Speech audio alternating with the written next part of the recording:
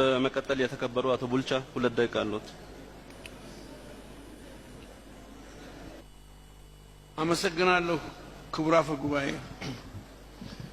ክቡር ጠቅላይ ሚኒስትሩን እኔም አመሰግናለሁ በማከራችን ተገኝተው ሪፖርት ስለሰጡ። ከኔ በፊት የተናገሩት በተለይም ዶክተር መረራ የተናገሩት መቶ በመቶ የኔን አስተሳሰብና አስተያየት ስለሚገልጽ 2 ደቂቃ ዛሬ ይበቃኛል ብዬ አምናለሁ። አንዳንድ ጥያቄ ብቻ ለመጠየቅ ፈልጋለሁ። ጠቅላይ ሚኒስትሩ መንግስቱም ደጋግሞ ኢትዮጵያ በ110 በ111 አድጋለች ይላል። እኔ እሳቸውም የኢትዮጵያ ኢኮኖሚስቶች ሁሉ ያውቃሉ። በ111 ማደግ ማለት ተአምር ነው።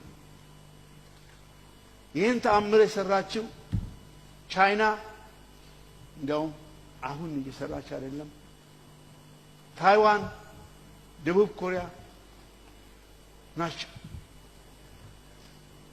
እንዴት ኢትዮጵያ በ111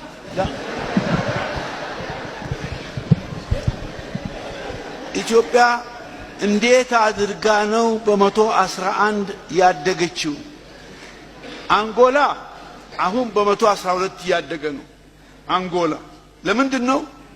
በአንድ ጊዜ ብዙ ዘይት አገኙ። ዘይት ያገኙ ሰዎች ወይንም ሌላ ነገር ያገኙ ሰዎች በ110 በ111 ቢያድጉ አይገርምም? ለዓለምስ እንዴት አድርገን ነው የምንገልጸው? በ110 ቅድም እንደተባለው የዓለም የገንዘብ ድርጅት ኢትዮጵያ እና ሌሎች ምስራቅ አፍሪካ ሀገሮች ቢበዛ በ106 ያድጋሉ ብለዋል። እኛ ግን እምቢ ብለን 11 ነው እንላለን። ይሄ ተገቢ ነው ወይ? የተከበራቸው የምክር ቤት አባላት እስካሁን ከምክር ቤት አባላት በተነሱት ጉዳዮች ላይ ክቡር ጠቅላይ ሚኒስትር ምላሽ እንዲሰጡ መድረኩን ለሳቸው ይሰጣሉ።